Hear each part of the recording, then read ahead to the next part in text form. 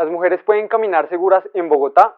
El preocupante panorama del acoso sexual callejero en la ciudad. Esto es Política Viral, una producción original de Publimetro Colombia. Expandir el virus de la vida por las estrellas del universo. A Colombia la está matando la pereza. ¡Estudien, vagos! Ahí están trabajando su merced. Trabajen, juiciosos. En un parque del barrio Corinto de la localidad de Suba, una mujer aseguró que ella y su hermana de 14 años fueron víctimas de un hombre que se masturbó mientras las miraba. En una tienda de ropa, una joven señaló que un sujeto intentó grabarla cuando se estaba cambiando en un vestier.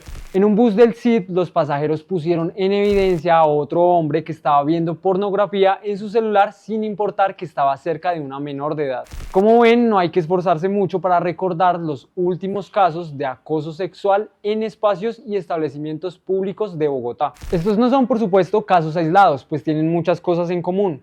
La ausencia de las autoridades, el desamparo de las víctimas y la franca impunidad de los victimarios. En suma, son una muestra de que las mujeres no caminan seguras en Bogotá. Pero este fenómeno no solo se palpa en las historias que cuentan y viven las mujeres y niñas capitalinas. También es algo que se ha venido midiendo. Según las cifras compartidas por la Veeduría Distrital durante el año pasado, 7 de cada 10 mujeres manifestaron tener miedo de ser víctimas de un ataque sexual en el transporte o el espacio público. Preocupa especialmente la situación en Transmilenio, donde también el 80% de las ciudadanas manifestaron haber sufrido uno o varios actos de acoso. Frente a este preocupante panorama, hablamos con la secretaria de la Mujer, Laura Tami, quien señaló que las mujeres cuentan con distintos canales de atención en estos casos. En todas las atenciones que nosotras realizamos en general en el transporte público, esas atenciones tienen 3 componentes. El primero es prevención, el segundo es atención y el tercero es sanción.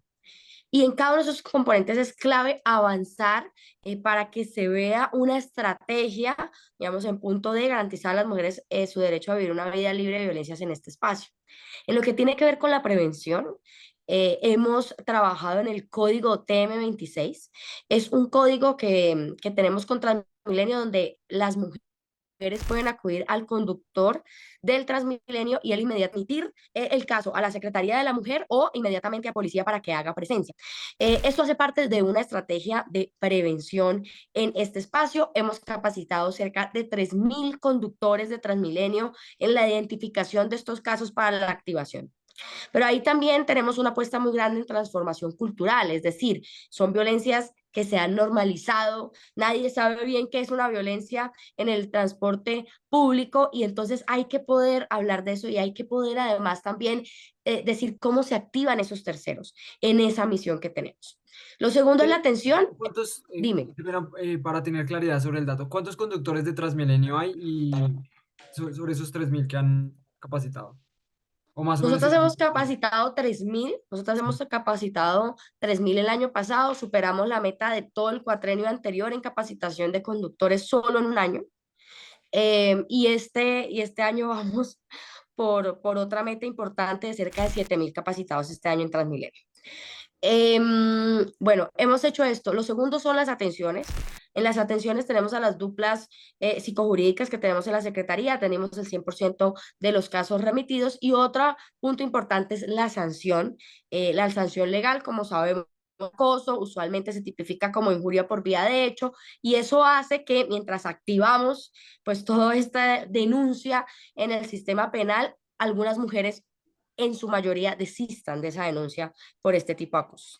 ¿Qué es lo que es provechoso estos acuerdos? Pues que efectivamente ponen en el centro la necesidad de regular y de comprometer a todas las entidades dentro de un sistema para trabajar en punto de prevención, atención y sanción. Nosotras estuvimos de acuerdo, hemos apoyado también técnicamente ese acuerdo y pues bueno, yo creo que lo clave es eso, que va a traer más herramientas va a poner sobre la mesa más herramientas, más responsabilidades y compromisos de las entidades en punto de la iniciativa de atacar esas violencias en transporte público.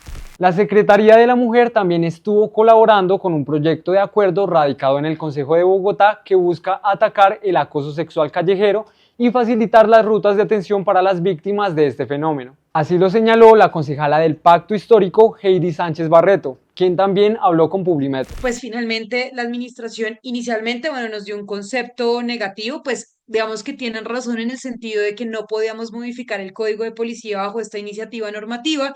Sin embargo, pues con la administración anterior, pues tenemos mayor avance en ese sentido, decir, bueno, metámosle con toda a modificar el código de policía y pues que este tipo de conductas se incluyan. Vuelvo, insisto, no desde un punto de vista punitivista, sino desde un punto de vista enfocado en la restauración y la reparación de la víctima.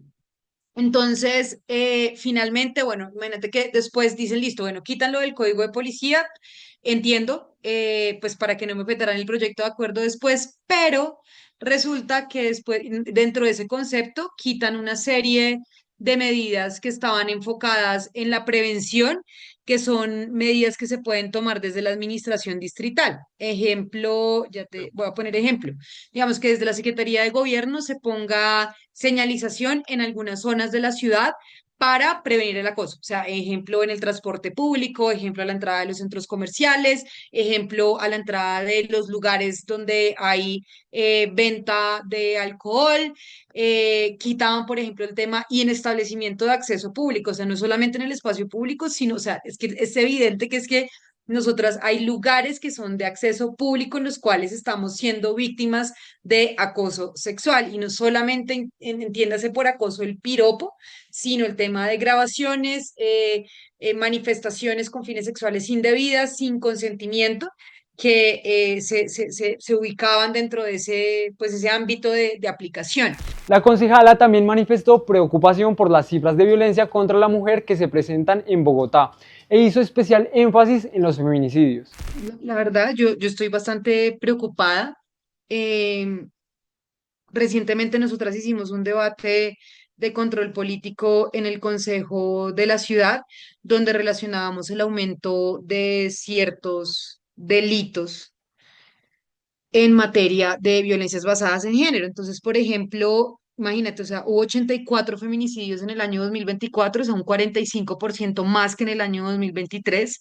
Hubo un incremento del 38,9% en delitos sexuales, principalmente en la localidad de Ciudad Bolívar y en la localidad de Mártires, un 38% más de casos de violencia intrafamiliar, y para esto existen únicamente 10 profesionales, o sea, 5 duplas para atender en el transporte y en el espacio público todos los casos que se puedan llegar a presentar de acoso o de abuso, ¿sí? Entonces, o sea, la reducción y, digamos, las herramientas limitadas que tiene no solamente la Secretaría de Mujer, pero además es que yo insisto que no es solamente responsabilidad de la Secretaría de la Mujer, o sea, la Secretaría de la Mujer orienta, digamos, medidas como el tema de las duplas, los SIOM, las casas de igualdad de oportunidades, las casas de la igualdad, bueno, las comisarías de familia, bueno, esto es de la Secretaría Distrital de Integración Social, entre otras instancias claves, pero esto también tiene que ver con la Secretaría de Seguridad, tiene que ver con la Secretaría de Gobierno, tiene que ver con la Secretaría de Cultura, o sea, tiene que ver con otras entidades que si no tienen un enfoque de género clave para erradicar las violencias basadas en género, pues va a ser muy, muy, muy complejo el poder avanzar en la disminución, pues yo diría casi que absoluta, porque además como te digo, o sea, no es todo el tema de sanción, también hay unas medidas de prevención que son claves en tomar, por ejemplo, digamos, desde los colegios, ¿no? O sea, desde el mismo entorno educativo, como desde que muy niños a veces, pues, digamos, al menos como generación nos enseñaron a normalizar un montón de conductas que no tienen por qué ser normalizadas. Entonces, en ese sentido es también como desde allí decimos, oiga, pilo que esto no está bien, o sea, si no es no y punto. Vale decir, sin embargo, que estas cifras son objeto de debate en la ciudad. Por ejemplo, el dato de los 84 feminicidios lo aporta una fuente independiente que es el Observatorio Feminicidios Colombia. Esa revisión la hacen a partir de reportes de prensa. Sin embargo, en la Secretaría de la Mujer se basan en las cifras de la Fiscalía, que es la entidad que tiene la competencia de revisar estos casos y clasificarlos. Todo el mundo tiene cifras del feminicidio, ¿sí?